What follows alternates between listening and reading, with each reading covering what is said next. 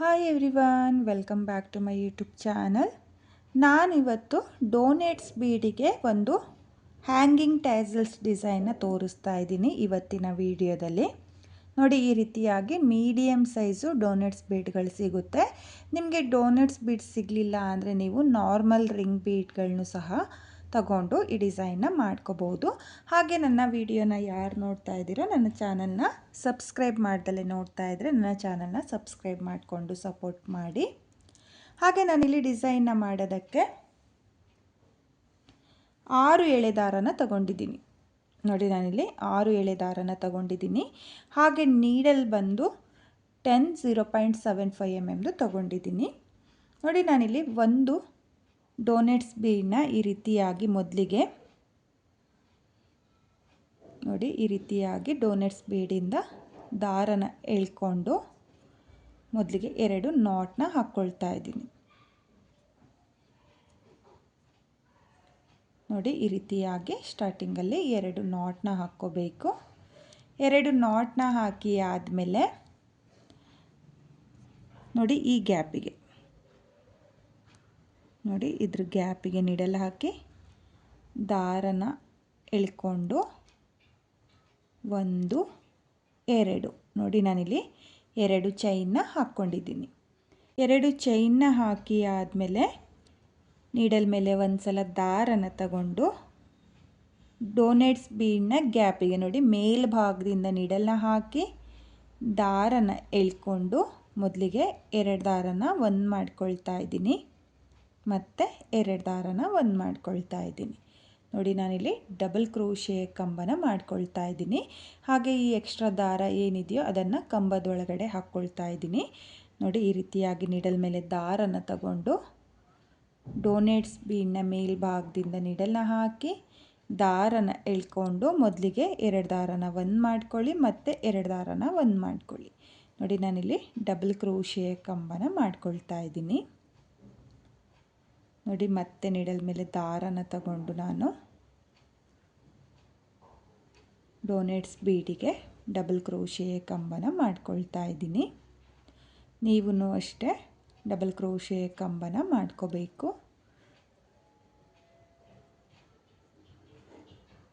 ನೋಡಿ, ಡೋನೆಟ್ಸ್ ಬೀಡು ಫಿಲ್ ಆಗೋವರೆಗೂ ನೀವು ಡಬಲ್ ಕ್ರೋಶೆ ಕಂಬನ ಮಾಡ್ಕೋಬೇಕಾಗುತ್ತೆ.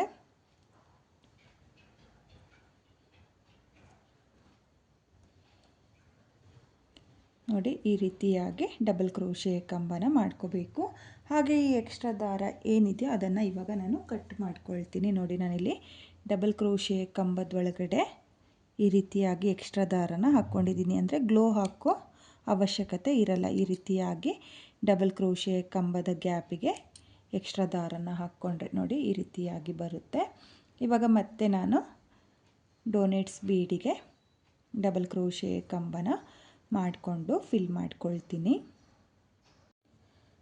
ನೋಡಿ, ನಾನಿಲ್ಲಿ ಡಬಲ್ ಕ್ರೋಶೆ ಕಂಬನ ಮಾಡಿಕೊಂಡು ಫಿನಿಶಿಂಗ್ ಮಾಡ್ಕೊಂಡಿದ್ದೀನಿ.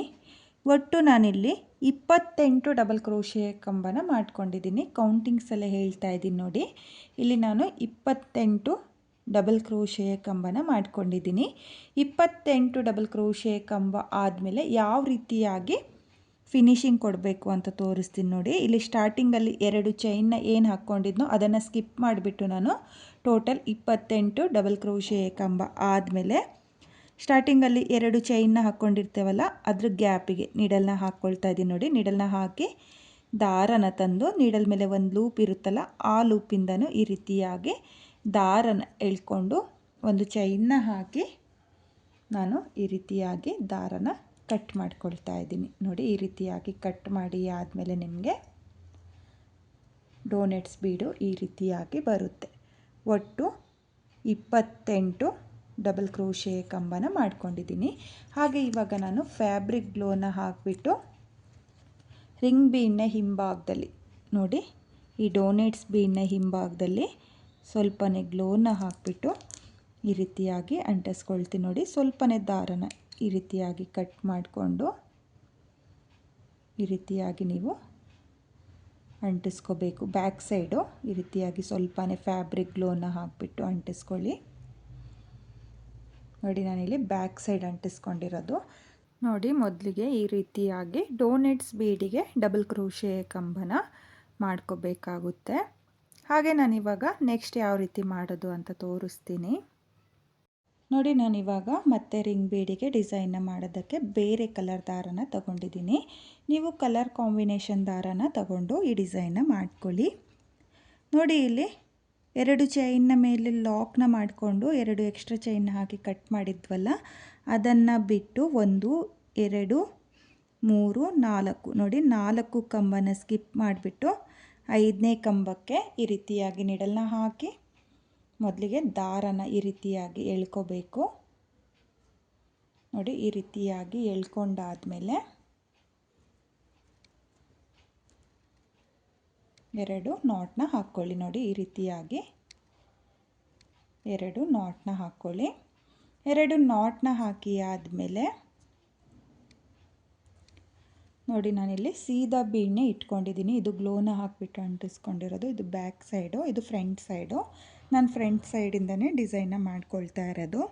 ಇವಾಗ ನಾಟ್ನ ಹಾಕ್ಕೊಂಡಿದ್ವಲ್ಲ, ಅದೇ ಗ್ಯಾಪಿಗೆ ಮತ್ತೆ ನಿಡಲ್ನ ಹಾಕಿ ದಾರನ ಎಳ್ಕೊಂಡು 1 2 ನೋಡಿ 2 ಚೈನ್ನ ಹಾಕ್ಕೋಬೇಕು. ಈ ರೀತಿಯಾಗಿ 2 ಚೈನ್ನ ಹಾಕಿ ಆದಮೇಲೆ ನಿಡಲ್ ಮೇಲೆ ದಾರನ ತಗೊಂಡು ಮೊದಲನೇ ಡಬಲ್ ಕ್ರೋಶೆ ಕಂಬದ ಮೇಲ್ಗಡೆ ನಿಡಲ್ನ ಹಾಕಿ ಈ ರೀತಿಯಾಗಿ ದಾರನ ಎಳ್ಕೊಂಡು 2 ದಾರನ ಒಂದು ಮಾಡ್ಕೊಳ್ಳಿ, ಮತ್ತು 2 ದಾರನ ಒಂದು ಮಾಡ್ಕೊಳ್ಳಿ.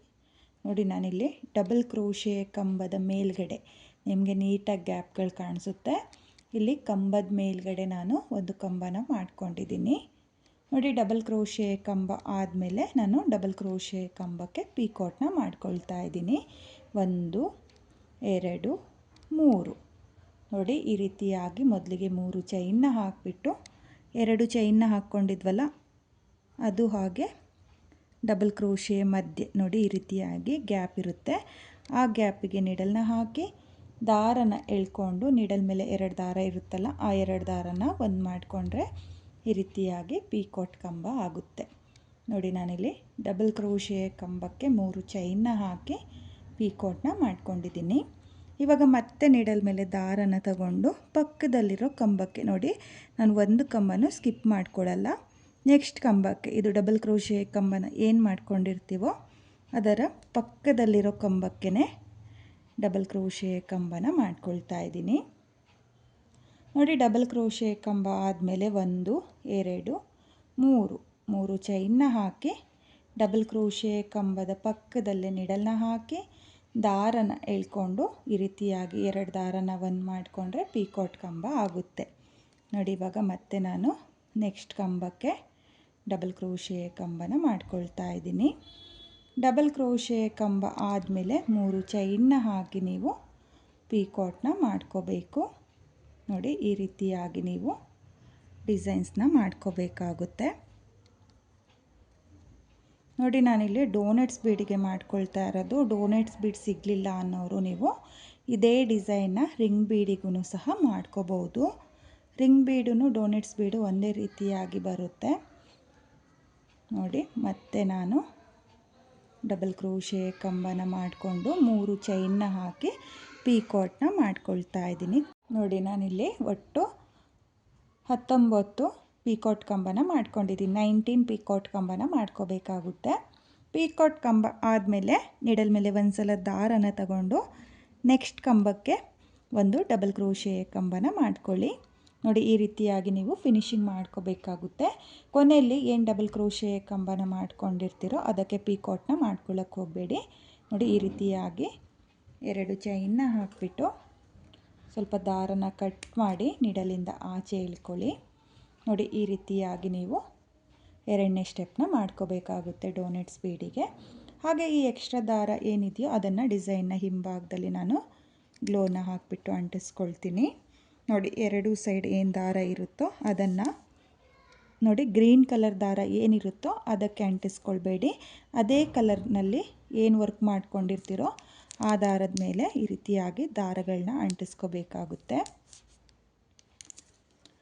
ನೋಡಿ ಈ ರೀತಿಯಾಗಿ ಸ್ವಲ್ಪನೇ ಗ್ಲೋನ ಹಾಕಿಬಿಟ್ಟು ಅಂಟಿಸ್ಕೊಳ್ಳಿ. ನೋಡಿ 2 ಸೈಡು ನಾನು ಈ ರೀತಿಯಾಗಿ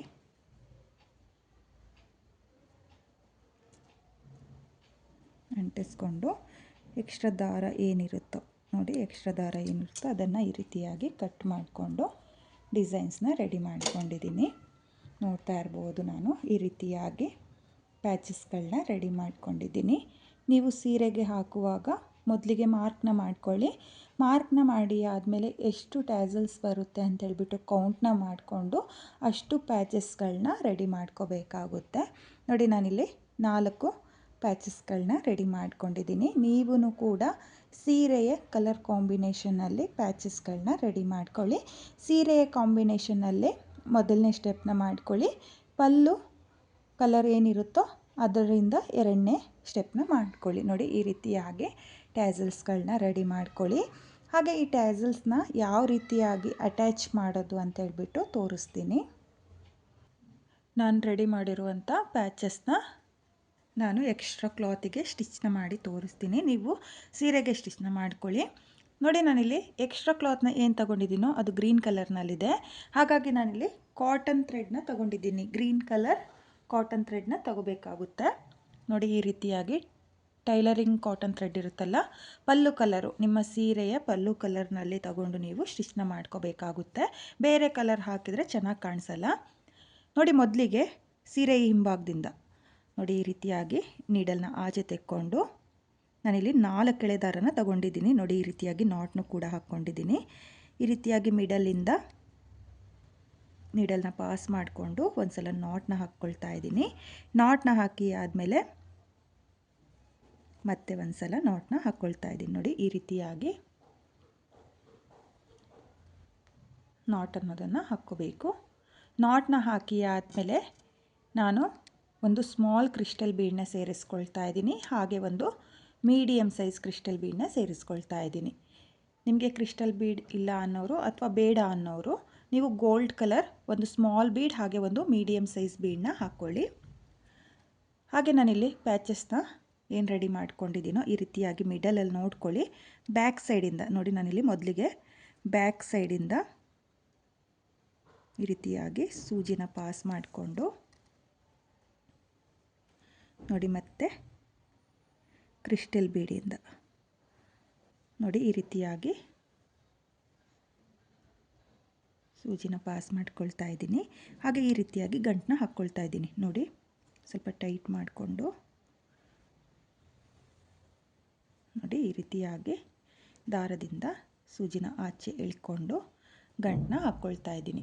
ನೋಡಿ, ನಾನಿಲ್ಲಿ 4 ಎಳೆ ದಾರನ ತಗೊಂಡಿರೋದು. 4 ಎಳೆ ದಾರನ ತಗೊಂಡ್ರೆ ಬಿಚ್ಕೊಳ್ಳಲ್ಲ. ನೋಡಿ, ಈ ರೀತಿಯಾಗಿ ಮತ್ತೊಂದು ಸಲ ನಾಟ್ನ ಹಾಕ್ಕೊಳ್ತಾ ಇದ್ದೀನಿ. ನೋಡಿ, ಈ ರೀತಿಯಾಗಿ 1-2 ಸಲ ನಾಟ್ನ ಹಾಕ್ಕೊಂಡು ಮತ್ತೆ ಅದೇ ಬೀಡಿಂದ ನೋಡಿ, ಬೀಡಿಂದ ಈ ರೀತಿಯಾಗಿ ಸೂಜಿನ ಆಚೆ ಎಳ್ಕೊಂಡು ಎಕ್ಸ್ಟ್ರಾ ದಾರ ಏನಿದೆಯೋ ಅದನ್ನು ಈ ರೀತಿಯಾಗಿ ಕಟ್ ಮಾಡಿಕೊಂಡ್ರೆ ನಿಮಗೆ ಪ್ಯಾಚಸ್ಗಳು ರೆಡಿ ಆಗುತ್ತೆ. ಹಾಗೆ ಪ್ಯಾಚಸ್ನ ರೆಡಿ ಆದಮೇಲೆ ಈ ರೀತಿಯಾಗಿ ಬ್ಯಾಕ್ ಸೈಡಲ್ಲಿ ಸ್ವಲ್ಪ ಗ್ಲೋನ ಹಾಕಿಬಿಟ್ಟು ಅಂಟಿಸ್ಕೊಳ್ಳಿ.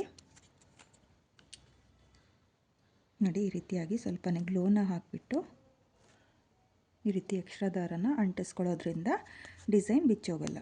ನೋಡಿ, ಈ ರೀತಿಯಾಗಿ ಎಕ್ಸ್ಟ್ರಾ ಕಾಟನ್ ದಾರನ ಅಂಟಿಸ್ಕೊಳ್ಳಿ. ನೋಡಿ, ಈ ರೀತಿಯಾಗಿ ನೀವು 2 ಅಥವಾ 2 ಇಂಚಿಗೆ ನೀವು ಮಾರ್ಕ್ನ ಮಾಡಿಕೊಂಡು ಸ್ಟಿಚ್ಗಳನ್ನ ಮಾಡ್ಕೊಳ್ಳಿ. ನಾನು ಯಾವ ರೀತಿಯಾಗಿ ಸ್ಟಿಚ್ ಮಾಡಿದ್ದೀನೋ ಅದೇ ರೀತಿಯಾಗಿ ಸ್ಟಿಚ್ನ ಮಾಡ್ಕೊಳ್ಳಿ.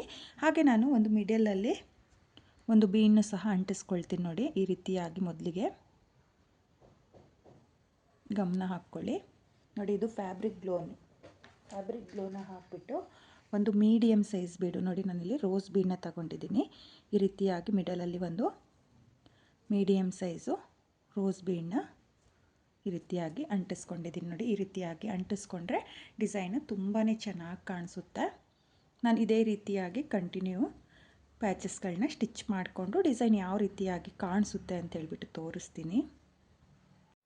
ನಾನಿಲ್ಲಿ ಡೋನೆಟ್ಸ್ ಬೀಡ್ಗಳನ್ನ ಸ್ಟಿಚ್ ಮಾಡ್ಕೊಂಡಿದ್ದೀನಿ. ನೀವು ನೋಡ್ತಾ ಇರ್ಬೋದು, ನಾನಿಲ್ಲಿ 3 ಇಂಚಿಗೆ ಒಂದೊಂದು ಹ್ಯಾಂಗಿಂಗ್ ಟ್ಯಾಸಲ್ಸ್ಗಳನ್ನ ಸ್ಟಿಚ್ ಮಾಡ್ಕೊಂಡಿದ್ದೀನಿ. ನೀವು ಇನ್ನೂ ಹತ್ತಿರ ಬೇಕು ಅಂದ್ರೂ ಸ್ಟಿಚ್ ಮಾಡ್ಕೋಬೋದು, ಅಥವಾ ಸ್ವಲ್ಪ ದೂರನೇ ಸ್ಟಿಚ್ ಮಾಡ್ಕೊಳ್ತೀನಿ ಅಂದರೆ ಮಾಡ್ಕೋಬೋದು. ತುಂಬಾ ಚೆನ್ನಾಗಿದೆ, ತುಂಬಾ ನೀಟಾಗೂ ಕೂಡ ಬರುತ್ತೆ. ಈ ರೀತಿಯಾಗಿ ನೀವು ಕೂಡ ಹ್ಯಾಂಗಿಂಗ್ ಟ್ಯಾಸಲ್ಸ್ ಡಿಸೈನ್ನ ಟ್ರೈ ಮಾಡಿ. ಬಿಗಿನರ್ಸು ಕೂಡ ಈ ಡಿಸೈನ್ನ ತುಂಬಾ ಈಸಿಯಾಗಿ ಮಾಡ್ಕೋಬೋದು, ಕಷ್ಟ ಏನಿಲ್ಲ. ಡೋನೆಟ್ಸ್ ಬೀಡ್ ಸಿಗಲಿಲ್ಲ ಅಂದರೆ ರಿಂಗ್ ಬೀಡಲ್ಲಿ ಈ ರೀತಿಯಾಗಿ ಡಿಸೈನ್ನ ಮಾಡ್ಕೊಳ್ಳಿ. ಹಾಗೆ ಈ ಡಿಸೈನ್ಗೆ ಪ್ರೈಸ್ ಬಂದು ಒಂದು 900ಇಂದ 1000ವರೆಗೂ ಚಾರ್ಜ್ ಮಾಡ್ಕೋಬೋದು. ನಿಮ್ಮ ಪ್ಲೇಸಸ್ ಮೇಲೆ ಡಿಪೆಂಡ್ ಆಗುತ್ತೆ, ಕಡಿಮೆ ಜಾಸ್ತಿ ನೋಡಿಕೊಂಡು ನೀವು ಈ ಡಿಸೈನ್ಗೆ ಪ್ರೈಸ್ನ ಮಾಡ್ಕೊಳ್ಳಿ. ನಾನಿಲ್ಲಿ 3 ಇಂಚಿಗೆ ಹೊಲಿದಿರೋದ್ರಿಂದ ಫುಲ್ ಸೀರೆಗೆ ಅಂದಾಜು 18ರಿಂದ 22 ಡೋನೆಟ್ಸ್ ಬೀಡ್ಗಳು ಬರುತ್ತೆ. ನೀವು ಇನ್ನು ಸ್ವಲ್ಪ ದೂರ ಸ್ಟಿಚ್ ಮಾಡ್ಕೊಳ್ತೀನಿ ಅಂದರೆ ನೀವು ಮೆಜರ್ಮೆಂಟ್ ನೋಡಿಕೊಂಡು ಎಷ್ಟು ಡೋನೆಟ್ಸ್ ಬೀಡ್ ಬೇಕಾಗುತ್ತೋ ಅಷ್ಟು ಡೋನೆಟ್ಸ್ ಬೀಡ್ಗಳನ್ನ ರೆಡಿ ಮಾಡಿಕೊಂಡು ಸೀರೆಯ ಕಲರ್ ಕಾಂಬಿನೇಷನ್ ಥ್ರೆಡ್ನ ತಗೊಂಡು ನೀವು ಸ್ಟಿಚ್ನ ಮಾಡ್ಕೊಳ್ಳಿ. ಹಾಗೆ ಇವತ್ತಿನ ಈ ಡಿಸೈನು ನಿಮಗೆಲ್ಲ ಇಷ್ಟ ಆಗಿದೆ ಅಂದ್ಕೊಂಡಿದ್ದೀನಿ. ಇಷ್ಟ ಆಗಿದ್ದರೆ ಯಾರು ನನ್ನ ವಿಡಿಯೋನ ನೋಡ್ತಾ ಇದ್ದೀರೋ ನನ್ನ ಚಾನಲ್ನ ಸಬ್ಸ್ಕ್ರೈಬ್ ಮಾಡ್ದಲೇ ನೋಡ್ತಾ ಇದ್ದರೆ ನನ್ನ ಚಾನಲ್ನ ಸಬ್ಸ್ಕ್ರೈಬ್ ಮಾಡಿಕೊಂಡು ಸಪೋರ್ಟ್ ಮಾಡಿ. ಹಾಗೆ ನನ್ನ ವಿಡಿಯೋಗೆ ಒಂದು ಲೈಕ್ನ ಕೊಡೋದನ್ನು ಮಾತ್ರ ಮರಿಬೇಡಿ. ಇವತ್ತಿನ ಈ ಡಿಸೈನ್ ಹೇಗಿದೆ ಅಂತೇಳ್ಬಿಟ್ಟು ಕಾಮೆಂಟ್ನ ಮಾಡಿ ಶೇರ್ ಮಾಡಿ. Thank you friends, thank you for watching.